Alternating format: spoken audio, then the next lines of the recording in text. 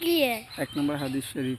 এক নম্বর হাদিস শরীফ আকলিস দিনাকা ইয়াকফিকাল আমালুল কলিম। এক নম্বর হাদিসের অর্থ তোমার ইমানকে খাঁটি করো, অল্প আমল ইয়াদাতের জন্য যথেষ্ট হইবে।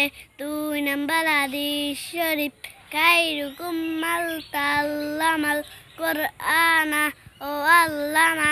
দুই নম্বর হাদিসের অর্থ তোমাদের মধ্যে সর্বা উত্তম ওই ব্যক্তি যে কোরআন মাজিদ শিক্ষা করে এমন শিক্ষা দেয়। তিন নম্বর হাদিস শরীফ তালাবুল ইলমি ফারিদাতুন আলা কুল্লি মুসলিম। দ্বিনীয় তলব করা প্রত্যেক মুসলমানের উপর ফরজ।